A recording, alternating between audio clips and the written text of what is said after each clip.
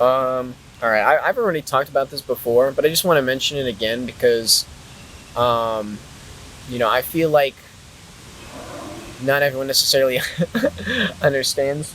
Um, but um, I watch all of my videos because I don't consider myself their creator. It is me speaking, but it is not me speaking. As such, it is valuable to re-listen to myself to properly hear what I say. Right? So while I'm talking, it sparks a certain level of thought that allows me to, expand on topics as I speak about them, and also allows me to explore a topic and talk about what I've already thought about. And then as I'm speaking, I tend to add on to it, right? But because it's a very like unscripted, very natural, just I'm talking, uh, you know, what's the right word? Method of, creating these videos, because that's how I make these videos. Um, the way it tends to play out is that even though I'm listening to what I'm saying and I'm thinking about what I'm saying and what I'm gonna say as I'm speaking, I don't necessarily hear it in the same way, right? And so even though I'm the one who was talking, I find it valuable to go back and re-listen to what I said because, you know, it's one thing to be the one saying everything, right? It's another to be listening to everything, right? And so by not being so caught up in my own head about what I'm going to say next, I have more bandwidth open to actually listen. And so for me, I find it valuable to go back and rewatch all of the videos that I make because I'm making these videos because I think they're interesting topics, right? So I like to hear what I have to say. Don't rain on me. It's raining on me more. We might have to go. Um, but I'm not. Uh, I'm not the one necessarily that is saying everything, right? I don't feel like every thought that I have is purely me, right? And so because of that, I feel like I don't fully grasp everything that is said, and in order to properly digest everything, I end up actually I actually edit the video, right? So I re-listen to it when I edit it, and then I re-listen to it when after I post it. So I rewatch every video at least twice to get a to properly digest it, right? And so, um, you know, I feel like some people might be like, "Why would you do that?" But I do think it's valuable, and I do think that I'm not weird for that. I think that if you think I'm weird for that, then you're weird, because why would I not care what I have to say? Why would I not want to know what I have said? Why would I not want to make sure that what I said makes sense, right? And so, if I say something and I disagree with it, I don't know I disagree with it unless I re-listen to it back later. And sometimes there's certain things that I say, right? Like I just posted a video about the Israelites, and I say this is just a factual recounting, and I cringe at that. I cringe at that. I wish I hadn't said that, right? Because I don't know, right? I shouldn't have said factual because it's really not factual. I don't have all the information. I don't know, right? And so there's certain things like that where if I don't listen to it again, I don't know that, right? I'm not aware of that I said that. I'm not aware of my mistakes. I'm not aware of my successes, right? And so it's important to, observe myself and see how I perform so that I can improve my performance, right? So, um, and so, yeah, that's why I do that. And it's still raining on me, but um, I'm gonna add this in here. This was like so I was I actually this probably ties in pretty well, right? So um, in the crowd and yet alone, solitude in multitude. You are alone. You have your God. Others resemble it, but none have it. Your God or your path is unique. Yours alone to walk. Only you can truly understand it. The touchstone is being all alone with oneself. This is the way. So at the very end of the section called "The Magician" in the Red Book by Carl Jung, which I've been reading, right? So I just got to the end of this section. This is a little bit of a spoiler, right? But that's like the last lines of the section. The touchstone is being alone with oneself. This is the way. And so in the Red Book, Carl Jung refers to this as, my God, or the God, right? And so for me, the way I kind of look at this, I don't want to put the term God on it, but I think a good way to look at it is like, this is my path, this is my way, this is how, this is my ideal way of living in the world, right? And so I know what my path is, I know what I need to do, and I'm obedient to that, right? And by being obedient to that path, I live my best self, right? And I fulfill my purpose, right? And so what he calls a God, I'm just going to refer to as my path. And everyone's path is different. Everyone's path is unique. Everyone has their own way of navigating through this world, their own purpose, their own meaning, their own method for fulfillment, right? And so no one can tell you how to live your life better than you can. They can give you advice, but whether or not that's good advice is dependent on you. How you understand it and how you apply it is what makes it good or bad advice, right? So, like, someone can give you absolutely terrible advice, and it can be some of the best advice you've ever heard, right? And that's why a lot of like great monks and stuff, like, what they say, right, is not exactly what they mean, right? Because by saying, if you just told everyone, you need to relax, right? Well, obviously I need to relax. That doesn't help me, right? But when you do it in a metaphor, or you give it in some kind of analogy, like you explain it in a proverb or something along those lines, people do a lot better at understanding it in a way that makes sense to them, right? If you tell them what they need to know, it doesn't necessarily make sense to them. But if you tell them something that shows what they need to know, but they figure it out for themselves, then they will understand it. They need to decipher how that makes sense to them, right? Because they know you are giving them wisdom, but they need to make sense of the wisdom in order for it to make sense, right? Because if you just told everyone how to live their life, it doesn't work. It doesn't work. People need to figure out how to live their life for themselves. And so that's why a lot of ancient great wisdom texts and things like the Bible use proverbs and stories and things along these lines to give wisdom, because it's a more universal method for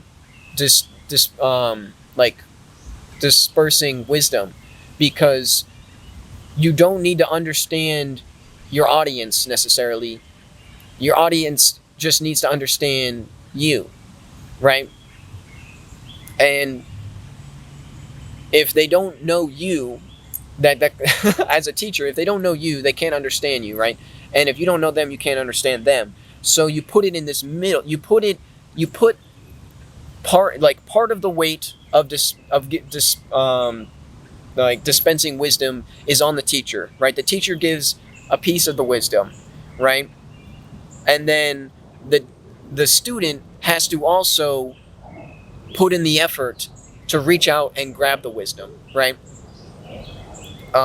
It is not put in their hands. They have to reach out and grab it, and that meeting in the middle is how wisdom is, given. If there is no like middle ground, if it's not a balance, then the wisdom is not attained, right? Because you cannot just be spoon-fed wisdom. That's not what wisdom is, right? And so it requires action on your part, and that's why everything ends up as proverbs and stuff. And so I got off on a really big tangent about that, but it's important to the whole concept of a unique path for yourself, right? And in order to understand your path, you need to be alone with yourself. You need to be alone with your thoughts a little bit, and you need to, consider yourself, right?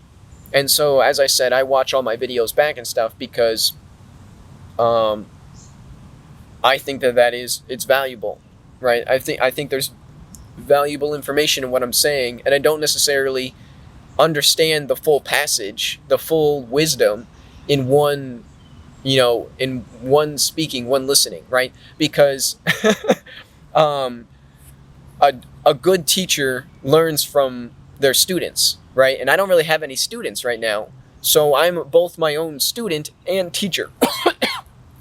And everyone is their own student and teacher. Your best teacher is yourself. Your best student is yourself, right? If you really want to understand yourself, your place in this world, I need some water, which I do have. Wonderful.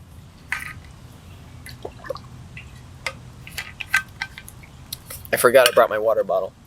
Always good to stay hydrated. So, the best teacher you can ever have is yourself, because you are the only person that truly knows yourself. And if you say, I don't know that, I don't know myself, that's step one. All right, figure that out, because the only one that can figure that out for you is you. So you got to figure that out. But once you understand who you are, there is no one that understands you better than yourself. There can never be anyone that understands you better than yourself, because you're the only one that is you.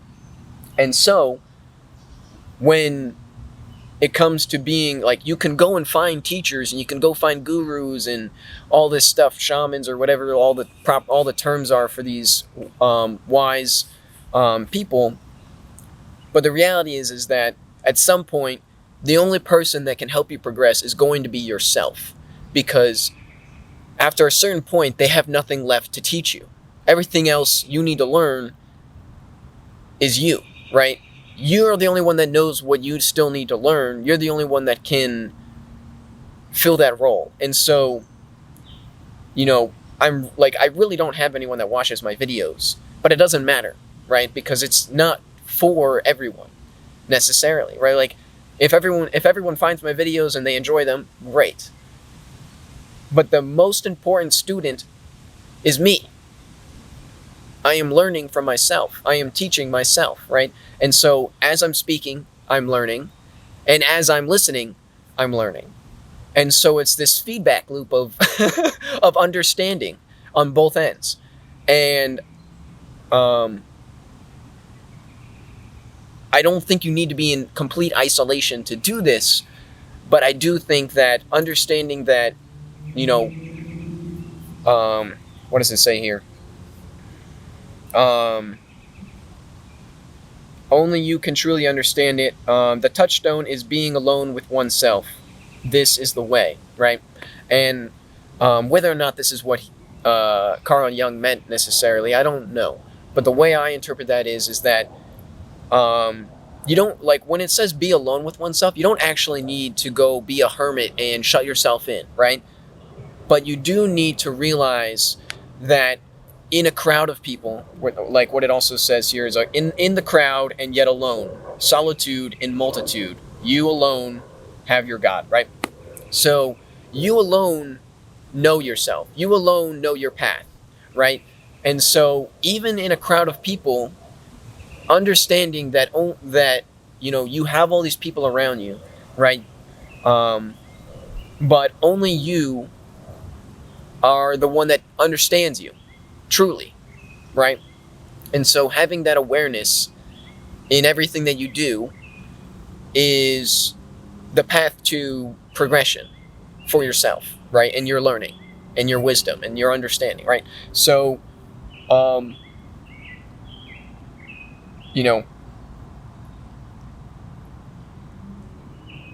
I don't think it's weird to rewatch my videos. I don't think it's weird to be interested in what I have to say, and I don't think it's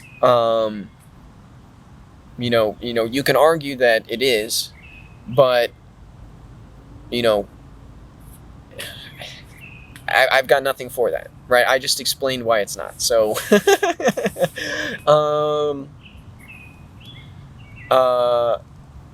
yeah. I mean, it's kind of funny how that works, but the reality is that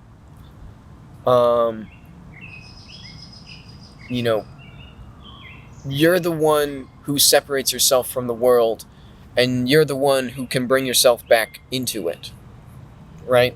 And so your lack of understanding and awareness is what separates you from everyone around you and everything around you, and makes you feel like that person that is alone, completely alone, right? And I've been there. But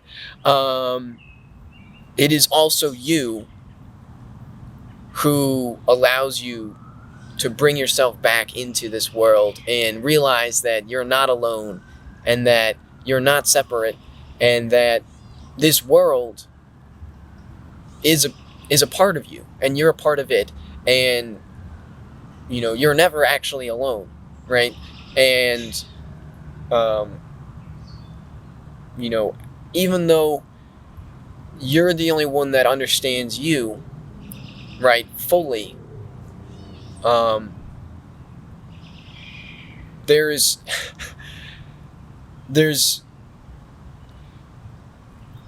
how do I say this? There's a certain level of understanding that something more is there, right? Like, I'm the only one who understands me. I know that, right? I know that, like, I would say 99.999% of people would not even give me 5 seconds, right? They wouldn't listen to me for 5 seconds, right? They don't understand what I'm saying. They think that I'm super crazy, super weird. I've talked about how I'll go out and take naps on the grass, and I'm apparently a weirdo for that. And I wear a jacket that is apparently too big to be normal. And,